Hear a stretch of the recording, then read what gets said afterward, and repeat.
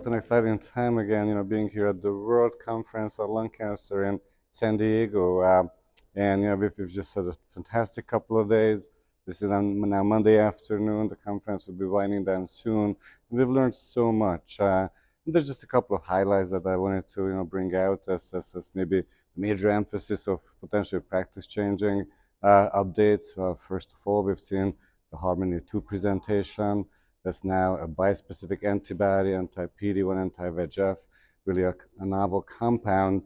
And in a randomized comparison with Keytruda pembrolizumab, and we've seen, of course, tremendous progress as a result of checkpoint inhibitors, but it's always nice to see further progress. And this study actually suggests that there's a significant, at least progression-free survival benefit with this novel agent that leads to adverse events that are fairly predictable, both immune adverse events and VEGF specific adverse events, but really nothing outside of the range of manageable toxicities. So if it translates into an overall survival benefit, and if it's replicated in non-Asian, non-Chinese settings as well, it could be transformational for our field, taking another big step forward. So that was a major highlight.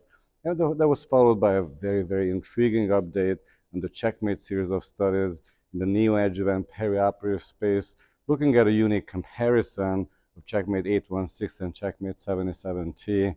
And of course, we've learned, through our training, fellowship, and beyond that cross-trial comparisons are not permissible.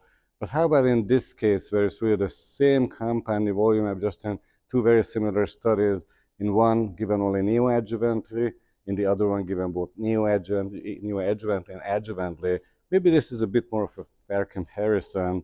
And what we're seeing is maybe some teasers in a way that, yes, indeed, in some patients, the adjuvant, the full, complete component of both neo and posterior immunotherapy could make a difference. Of course, any of these comparisons have some, problems in terms of potential biases, potential flaws, and it's something that we'll have to be very carefully teasing out in the next couple of weeks as we're learning more about this data. But definitely a little bit of a glimpse of what the perioperative treatment could produce, especially in patients who do not achieve a pathological complete response. Of course, this is about 75% of our patients, and these patients have a reasonably high chance of recurrence, so they could improve upon their outcomes. That's great news for the field. Thirdly, I wanted to highlight, maybe some presentations about antibody-drug conjugates, the TROPION-Lung-01 study. We've been anxiously waiting for updated results.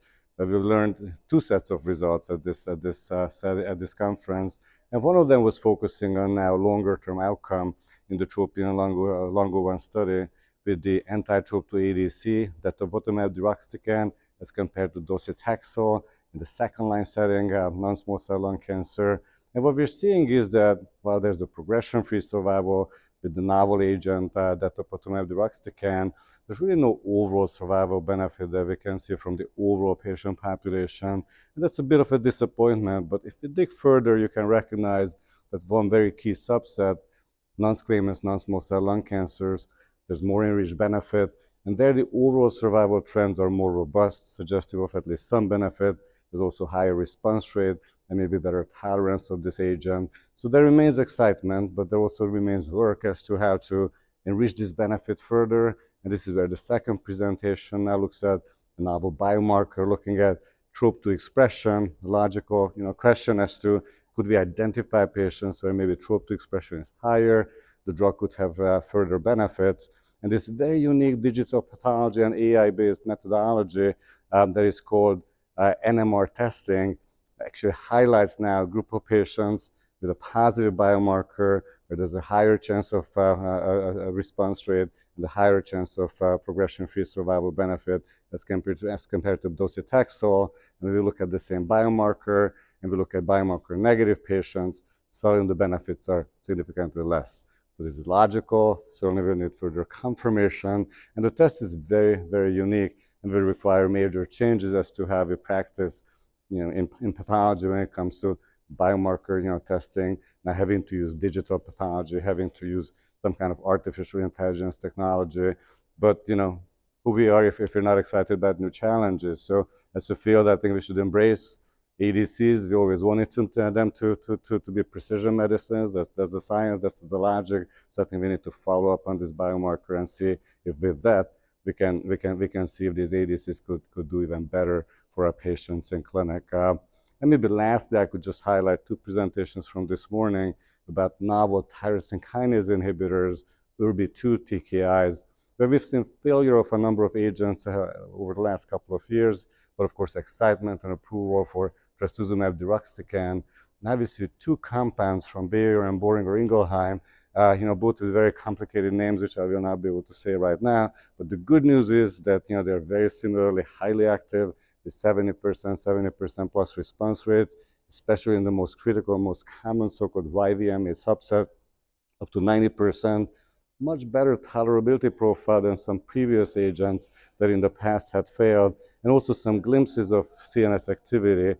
These kind of look like twin siblings at the present time. Both look very exciting, not a ton of differentiators yet, but certainly seem active enough to be put now to a larger test in randomized studies as compared to chemotherapy, with high hopes that this can bring new excitement and new agents to our clinics. And lastly, but most importantly, let me just highlight what an incredible meeting. Again, this was now the 50th birthday for the International Association for the Study of Lung Cancer. And what we've felt throughout the conference, that this is such an incredible organization, bringing together all the stakeholders of our field. And that doesn't just include all the multidisciplinary specialties of thoracic oncological care, such as surgeons, radiation oncologists, pathologists, medical oncologists, etc., but also very important members of our community, patient advocates, industry partners, and all this done in a very globally inclusive fashion, including both gender as well as age inclusion. Many of our young investigators were so much highlighted at this meeting through a full day of what's called the IASLC Academy, and many awards that they have received. So I'm just so excited that we're a very embracing community, for our global thoracic oncology community, as well as our younger investigators, so we can groom them, mentor them, and make sure that the next 50 years will do even better.